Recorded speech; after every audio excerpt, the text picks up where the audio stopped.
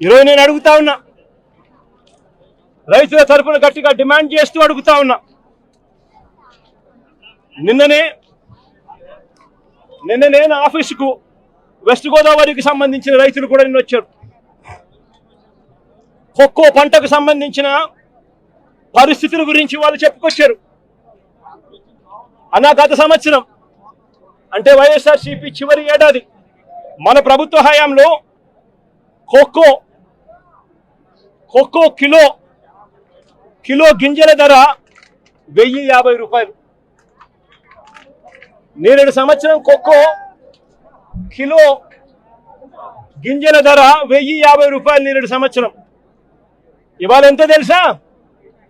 360 రూపాయలు, 370 రూపాయలు. రైతు పరిస్థితి ఇంత దయనీయంగా ఉంది అని చెప్పి నిన్న వచ్చి వెస్ట్ గోదావరికి సంబంధించిన రైతులు చెప్పొచ్చారు. పామాయిల్ గురించి చెప్పుకొచ్చారు.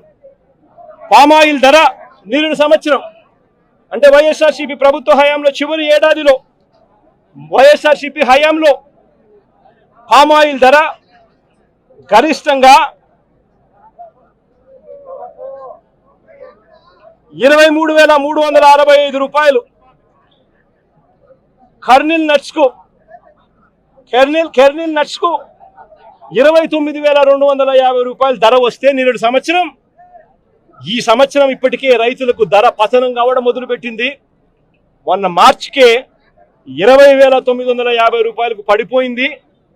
20,950 రూపాయలు మార్చి నుంచి ఈ రోజుకి వచ్చేసరికి 18,660 రూపాయలకు పడిపోయిన పరిస్థితి. అంటే సంవత్సర కాలంలో 23,365 రూపాయలు పలికిన పామాయిల్ ధర కరెక్ట్గా సంవత్సరం కిందట వైఎస్ఆర్సీపీ ప్రభుత్వ హయాంలో పలికిన ధర ఈరోజు 18,660 రూపాయలకు పడిపోయిన పరిస్థితుల మధ్య ఈరోజు పామాయిల్ రైతులు నిన్న కోకో రైతులు వెస్ట్ గోదావరి నుంచి కూడా వచ్చి అర్జీ ఇచ్చి, అన్నా చంద్రబాబు నాయుడుకు చెప్పిన ఫలితం లేదన్నా, కనీసం నీకన్నా చెప్తా ఉన్నామన్నా, కనీసం మా అగసాట్లు మీరన్నా లేవనెత్తండి అన్నా, అప్పుడన్నా ఈ ప్రభుత్వం ఏమైనా నిద్రలేస్తుందేమో అన్నా అని చెప్పారు. ఈ ప్రభుత్వాన్ని గట్టిగా నిలదీస్తూ అడుగుతా ఉన్నా.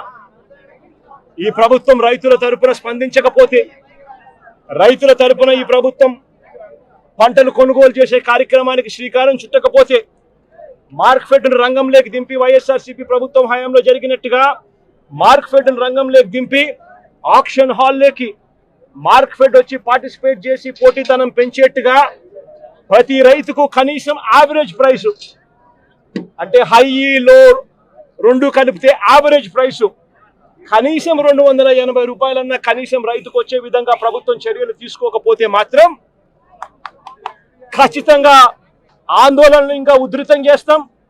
రైతుల తరపున వైఎస్ఆర్సీపీ పార్టీ గట్టిగా ఉద్యమిస్తుందని చెప్పి చంద్రబాబు నాయుడు గారికి ఇక్కడ నుంచి వార్నింగ్ ఇస్తా ఉన్నారు.